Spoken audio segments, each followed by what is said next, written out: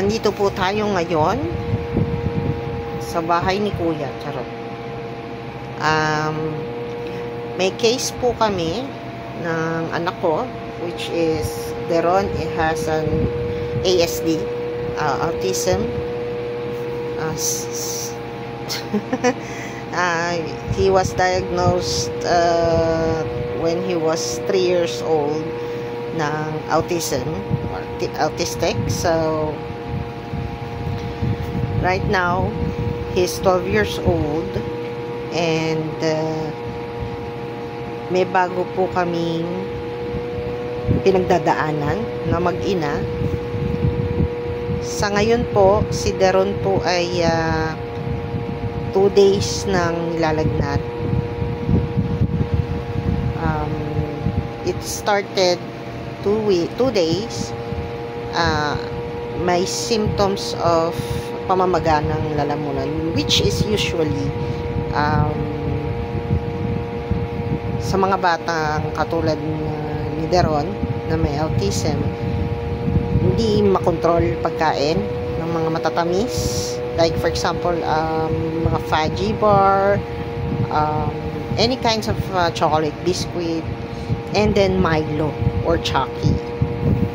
So sa ngayon pinatigil muna kasi nga inflamed yung kanyang lalamunan, and may nakita pong mga puti-puti, which the doctor was diagnosed him yesterday na mayroon siyang tonsil stones. But prior to that, nung pinaliguan ko po siya, nung mainit siya 2 days ago, pinaliguan ko siya agad. Mabilisan lang ako. Pinaliguan namin. Then, nung sinasabong ko na po siya, may nakapa na po ako sa bandang puwet, pababa, na sa likod. Bumps, na unusual bumps, not an acne or pimple and everything, and cluster siya. So, it is called mollusco contagio kineme. So, hindi ko siya, bago siya sa akin. So, again, as a nanay, nag-research. So, nabasa ko na siya, napagdaanan ko na siya. So, parang kako, pinsan ni chickenpox, no? Kasi it is somehow viral infection. Hindi siya bacterial, not unlike sore throat or something that is bacterial. But in that case, which is para siyang chickenpox, kasi mayroon siyang bandang mata. Bilog siya na may bump, and then sa gitna may mata. So, nag-ano na ako, akala ko kasi kinalagnat, magpe-flare up yung skin natin, usually, di ba? Like parang, ano ba yung scarlet fever, yan. So, hindi siya flat. Bump siya talaga na pag kinuskos mo siyang ganun. Ay! Katakot. And talagang dami. Sa kuyukot niya. Ganun. Yung ano ng puwet niya. Pabilog ng puwet. Ganun. Hanggang doon sa may bandang gitna. Papunta na doon sa egg. No? Tapos, pababa na ng hita niya. Sa likod ng hita. And then sa alak-alakan. So, kinabukasan, although tuloy pa rin siya na may lagnat, pinapainom ko naman siya ng Biogesic, which hindi ho siya oral. Hindi siya diretsong iniinom. So, ang ginagawa ko pa sa kanya, hindi kasi siya marunong lumunok ng tablet. So, tutunawin ko yung Biogesic. And then, natotolerate naman niya yung lasa. Minsan pa nga, inaano niya chinuchew niya. Chewable. So, anyway, kinabukasan, dinala ko sa pedya, and agad sinabi ng doktor na mollusco. Nakukuha yan sa paggamit ng gamit ng iba. And let's say, for example, meron yung iba may ganung klaseng skin lesion or skin allergy, napapasa. Wala, nahawakan nung isa na merong ganon, tapos hinawakan ni Deron, ng anak ko, and then kinamot niya sa skin niya, ganun ang mangyayari. Mahawa ka. And prior this week na nagkaroon siya ng ganyan, last week nag-swimming kami. So pwede doon din makuha. So yung mga nag-swimming doon na meron na pala, nag-swimming kami, lumublog kami, na-gets niya. So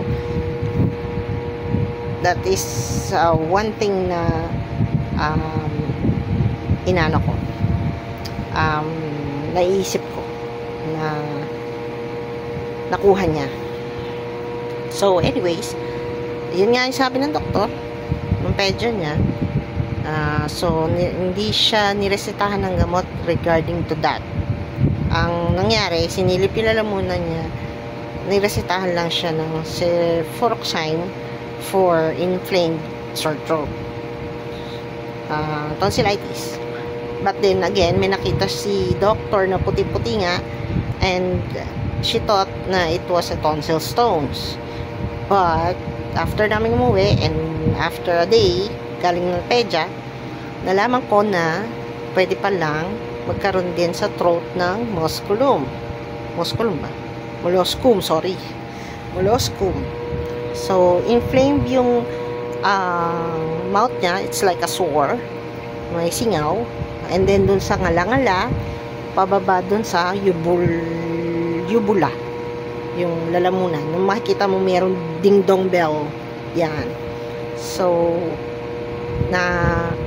ang ginawa ko, since ang nireseta lang ni doc is for antibiotics sa sore throat as sa tonsillitis, meron siyang nireseta pa na Cetaphil, body wash and lotion, which is 2,000 per bottle and 275 ml lang. So ganun kayaman si Cetaphil. So anyways, hindi ko siya binili, but then again, what are you doing? Kinukwento ni mami nangyayari sa'yo, okay? So anyways, hindi ko siya binili, which is naghanap ako ng alternative, which is that is just a moisturizing lotion and a body wash. But then again, I research kay Google, thank you Google, Dr. Kaufman, which is the white one, hindi yung yellow, kasi nakaka-dry up siya. So with moisturizer na Dr. Kaufman, which is yung maliit lang, 37 pesos, and then the Aveeno, just small one lang, Aveeno na hydrating moisturizer, something like that. It's just the cost 270 pesos, around 270 pesos. Yun lang muna binili ko, maliit lang. So ang instruction, pagkatapos maligo, pat mo lang yung mga parte. Usually take ka ng 2 towels, kasi unahin mong ipat yung may molluscum, and then the second towel would be around the area na wala, kasi magkakaroon ka ng baka magkalat pa sa ibang parte ng katawan na hindi na dapat. So pat mo siya, within 3 minutes i-apply mo na yung lotion na moisturizer. So kailangan hydrate ang balat, do not dry, kasi dry din ang balat ni Deron. Hindi mahilig mag lotion, since you know the ng mga anak natin na may ASD is ayaw nila na may ganon, malagkit and everything, sensory. So after that, pinainom ko pa rin, tuloy-tuloy pa rin ng 4 hours na inom ng Biogesic, and then 3 times a day ng antibiotic, and then what else, hydrate. Kailangan siyang dehydrated kasi siya, so more water, and then the paracetamol. So anyways, after that, so nag-check ako by Google din about the molluscum, kung ano pang po pwedeng alternative treatment. So, nag-YouTube and everything. Alam mo naman tayo mga nanay, di ba? Ala detective tayo pagdating sa ganyan. So, nangyari, after yesterday, medyo nag-ano na yung puwet ni Deron. Imbis na reddish siya, kasi nga parang nag-i-inflame galit ang mga molluscum. So, may ngayon, nagsasubside na siya. Meaning, nag-iitim-itim na. It means, nagta-dry up na siya. Or, maglilisyon na siya, yung parang magbabalat-balat na, gano'n na itsura. And then, the worst part is that, we thought that it was a tonsil stones na maliliit. Hindi pala. Kasi dumami siya. Hanggang sa umabot dito, parang singaw-singaw na siya. So, chinek ko ulit si Google, si kumaring Google, and yun na, nakita ko na may rare ang nagkakaroon ng molluscum inside the mouth. So, somehow, it is para siyang ulcer pagdating sa loob. Pero pag sa labas, external ng body, molluscum lang siya na makikitang bump sa kanya, para siyang sore o singaw in Tagalog. So anyways, again, kumaring Google, naghanap ako ng parang, kasi nahirapan siya lumunon.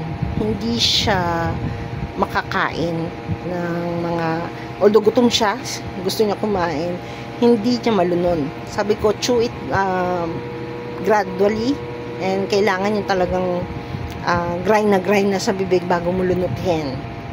Hindi pa rin ako sinunod kasi crunchy chicken pa rin ang kinain niya. So, syempre dadaloy sa lalabunan mo, masakit. So, anyway, after that, naghanap ako kay kumaring Google nga. Nakita ko siya as oral treatment is omeprazole. Omeprazole is what do you call it? Or Tagamet. Basta yung para sa GERD and gamot para sa mga may acid reflux. So, nakaka-help siya na mga inflamed papunta rin sa esophagus natin. Nakaka-help siya para ma-lessen yung pain na nararamdaman nila, lalo na pag lumulunok. So, pwede siya sa mga bata. 20 to 40 milligram per day. Pwede mong hatiin twice a day. Basta 20 to 40 milligram. Depende sa weight ng bata. So, OTC siya. Pwede siyang over the counter. Hindi mo na need ng para sa mga doktor, reseta. Hindi ko pa tinatry. I have never. Ngayon ko lang kasi chinek sa Google kung po pwede, kasi nahihirapan. Hirap na. Ngayon is 1:35 in the morning, AM. Hindi siya makatulog. Kasi talagang ninanamnam niya yung sakit.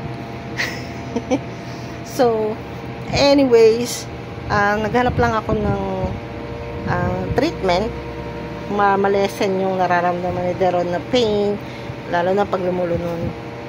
So, ang ginawa ko, bumili ako kanina lang, kasi, total, sabi ko, inflamed naman yung throat niya. Camilosan spray. So, parang numb lang siya ng nararamdaman ni Deron at the back of his throat. So, siya yung nag-i-spray mag-isa. Kaya, ang ginagawa ko, tinatago ko na kasi pwedeng thrice or depende sa pag kunwari, kumain siya. After kumain, nakapag-wash na ng mouth, tsaka siya mag-i-spray. So, kaka-spray lang namin. Siguro pang-apat na namin ngayon. Nasusuka ka? Okay, hindi daw siya nasusuka. Kasi, oo, hindi. Okay. Hindi ko alam kung ano nararamdaman niya ngayon. Ganun lang ang tanungan namin mag-ina. Ouchie head? Yes or no? Yes daw. Ouchie neck? Ouchie neck? Hindi. Ouchie, hindi. Ouchie, neck, hindi. Head. Ouchie, head. Wet. Ouchie, hindi. Lahat ouchie. Mami din. Ouchie na bulsa. Ha? Charot. Yun lang. Na-share ko lang. Just so you know, mother there, father there, you know, bago lang kasi sa amin tong senaryo na to. So usually sipon, ubo, lagnat, the usual sakit, but now kakaiba. So I just wanna share lang to you. But anyways, depende yan. Iba-iba naman tayo ng mga anak. Iba-iba naman ang tolerance sa pag-inom, or much better kumonsulta pa rin sa mga pedya nyo about this. Lalo na kung special kid, you have a special kid. Right? So, that's just it for now, folks. Thank you for watching.